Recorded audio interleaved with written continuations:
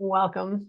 Today, I'm going to be talking about anger, irritations, and tolerances at midlife. Anyone felt angry as you're going through perimenopause or menopause? Aha. So I'm going to be talking about what is normal, what needs your attention, and some really practical tools to both understand your body, what to do about it, and some stuff that very actionable that you can do at home every day. So welcome.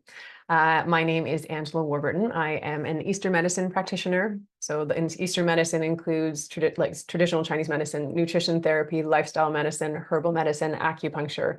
I specialize in supporting women through midlife and menopause. And I have tons of training in other things as well. So I really pull together this, I say the science and the soul, the time-tested wisdom from ancient medicines, but how to apply that to being a modern woman. So I am a practitioner working in the clinic with women for almost 3 decades. And I'm a woman. I'm a midlife woman. I've gone through menopause. I get it. It's a journey. It is a portal.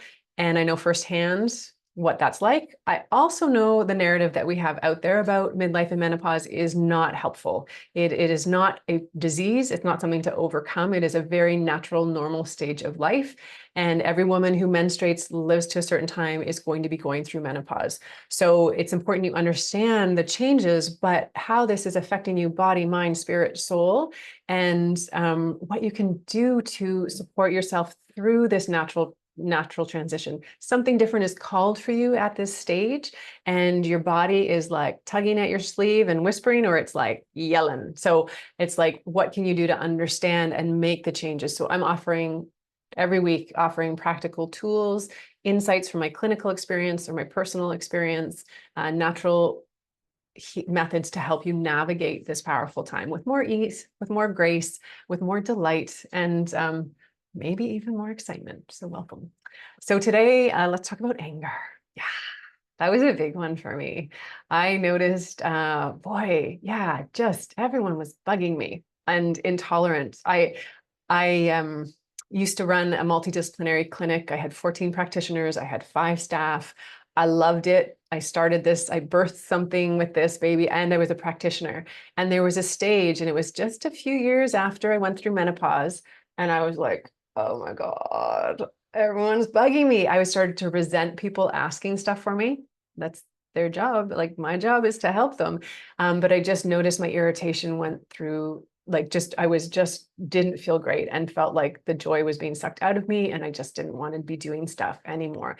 And so this can happen. This definitely. And so basically, when we think of midlife and menopause is a portal. It's where where we shed what isn't working. Basically, we have these 3 stages of life. Birth gets us from the womb into the world. And then we have puberty, gets us from being a child to a fertile adult, where we can actually procreate. And then menopause is where we go through another portal where our body says, I'm going to stop losing all this blood every month. I'm going to stop using these resources. It doesn't make sense anymore. That window's done. We're going to reprioritize energy for longevity. So it's reprioritizing. And there's a lot of changes. Like, as we go through puberty, like, anyone remember puberty? Anyone maybe living with a teenage child right now? Like, it's not easy, normal, healthy. But it's like, if we were saying with puberty, like, the irritations, I used to be like laughing with my friends, and my mom would say like, hey, Angela, and I'd be like, what? Like, I'd just be so angry with her for no reason other than that's what's supposed to happen at puberty. We're supposed to sort of separate from our parents a bit. But can you imagine saying you're going to go through puberty, but you should stay a child? No. So menopause is there for a reason. So we're not going to go back to where we were because we're not supposed to, but we want to understand what the magic is on the other side, and what is it our body's saying. So anger, a certain amount of anger, can be telling us what isn't working, something that is no longer serving us. Sometimes it's a boundary. If a boundary is being crossed, if we're saying yes when we mean no, midlife, you're going to know, because you're going to feel really resentful. You're going to feel angry. You're going to feel frustrated at at saying yes when you actually don't want to do something. So really, it's a call to let go of what isn't working so that you can put your vitality, your energy, your wisdom, your experience into stuff that does light you up, that is something that you want to do. And so anger can be a guidepost of something that, of a no more, or a, I need to up level this relationship. The way that we've been going through our relationship isn't working, dynamics, relationships, the ways that, you know, like I used to be doing the dishwasher and be fine. And now, you know what, guys, it's you, it's not on me. I'm not doing it, whatever it is. That's, you know, so finding the things. In Eastern medicine, we say the system that's associated with liver or anger, with anger, frustration is the liver system. So it's not necessarily that your liver is, something's wrong with your physical liver. It's always good to check it out, but it's more the energetics of this system. So we say that each system has an emotion, a time of day, a food, a season. And so the body's talking in lots of different ways, but the liver system in Eastern medicine, we say the wood system, is associated with anger, frustration, also regulating all emotions in the body and circulating energy in the body. It does also relate to our functional liver as well. So the functional liver, it's about detoxing the body. It has to do with our digestive system. I'm not going to get into that side so much, but from an Eastern perspective, when our liver system is congested, we're going to feel irritable. We're going to feel frustrated. If you're waking up between 1 and 3 in the morning, this can be a sign that your liver system is congested. The channels, liver gallbladder channels, go up through the shoulders, the base of the neck, wrap around the head, also go up through the like the sides, the legs, the hips. It shows up in the rib cage. So if you're like sighing all the time, if you feel like you can't get a deep breath in, if you've got tight hips, if you get menstrual pain around your period, before your period or ovulation, it can be a sign that this liver system is congested. Occipital headaches that wrap around. These are all signs. It also shows up in the eyes. So if you get red eyes, dry eyes, or you're noticing that your nails they get hangnails or ridged cracked nails, this can be a sign of this liver system being off balance. This is ways that shows up in multiple ways. It's one of the number one things I see in the clinic working with midlife women is what I'd say a congested or stuck pattern in this system. So women are stressed, they're overworked, they're tight, frustrated, not sleeping well, and not feeling good. And if you're someone who notices that you can't drink wine anymore, you can't eat crappy food, or you have the cost is really high, sometimes it can be this system is off of balance as well. It's like, I always joke 5,000 years in 5 minutes, but it kind of gives you an idea. There's so much depth and so much wisdom in this medicine. And there's so many studies that are showing the benefits of working, you know, these systems. I find all systems, when we work together, the better it is for everyone, but that just gives you some idea of how your body will be talking. So if you want to help navigate this time with less anger and frustration, there are some things you can do. So number one, really, really helpful is move. Get the energy out of your system. If you're stressed, if you notice you have high stress level, your cortisol is high, if you're just noticing like you're gripping the steering wheel or yelling at people, or there's a stuck energy, so you need to move. Right movement for you. It doesn't have to be big and dramatic, but it is consistent movement throughout your day and stuff that involves some element of cardiovascular or invigorating. So everybody's different. Some people don't have a lot of energy and some people have a lot. So you have to work with your body. I say short bursts of exercise followed with recovery periods tend to decrease the cortisol in your system and not exhaust you. So dance break. Dancing is one of the best ways. Put on 3 songs that are invigorating. If you're angry, put on an angry song. Dance therapy. Put on something and you're like, rah, like close your door, put on your earbuds and like take it out in the like dancing. Sounds simple, kind of fun. You can do a little dance medley, like you can bring out something angry, then something sad, or something that makes you feel good.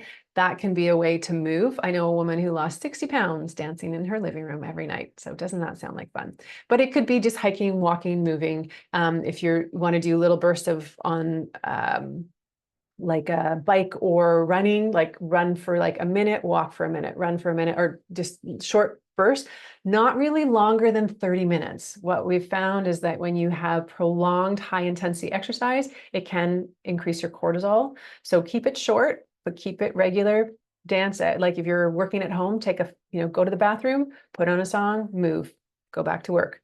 Do the same thing again. Do it throughout your day. Move, move, move, move. Next thing is notice. Notice where your irritations, who's irritating you. Is there something that a conversation that you've been avoiding having? Noticing environments that are triggering for you. Notice when you're overextending yourself or doing things you don't want to do. And it doesn't happen overnight, but first thing is to notice and ask for what you need. It's really important. You have so many women put themselves last, and I can tell you it's not serving anyone. And so many people equate asking for what you need with selfishness. Again, it is not. When women, this is the most beautiful thing, when women are filled up, when women are feeling good, they naturally, the overflow is giving to other people and giving from an authentic place. You're more present, you're giving in a way that you're not pushing through or pulling the energy from somewhere else. And when you ask for what you need, people like you're part of, put yourself at the table. And so people are often really willing to give you what you need. This was a huge thing for my partner, and we would, I would be like, yeah, I'm fine. Or like, he would go see his family and expected me to come along and go do this. And he has a high energy level. He's an extrovert. I'm an introvert. And I could just feel myself getting more and more exhausted, resentful, irritated. And then we had to talk. And I'm like, I cannot operate at your level of sociability. I just can't. And it wasn't necessarily easy because he had expectations, I had expectations, and or whatever. We just had to figure it out. And then we talked, and now he gets it. I honor and respect the fact that he wants me to be there with him for some things, but he respects the fact that I can't always be there. I said no to 2 things on this weekend, and he's like, oh, gotcha. I'll go. And I just lay on my bed and was with myself and did stuff that nourished me. And I filled up, and all of a sudden I was way more there for everyone else. So asking for what you need, taking time on your own. This is really big for midlife women. Doesn't have to be a lot, but it's hard to hear when there's so much stimulation from the outside world. So watch, it's not, and there's like information overload, whether it be scrolling, consuming media, whatever it is, time with no stimulation or gentle stimulation, listen to music, just watch the trees, have a cup of tea, whatever it is, but just tell everyone I'll be back in 15 minutes, start with that. But time alone during this transition is really essential. You need to this is an inside out job. So you need to get back in touch with your inner world, because you're going to be different than you were when you were 30 or 20. And so knowing that that's normal, that something else is being called for. And when you take time alone, that's going to help you.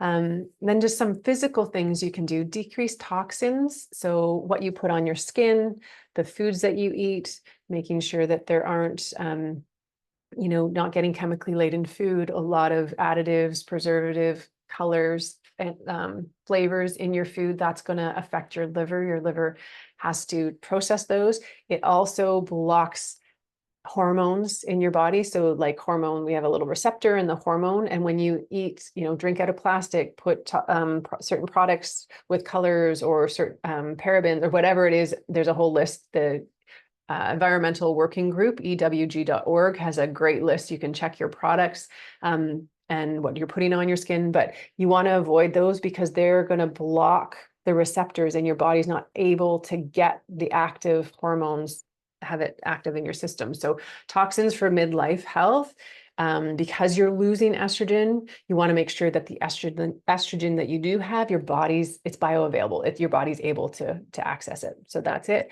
And for liver, we say the color associated with the liver is green. We know that green foods are essential for the second phase of liver detox.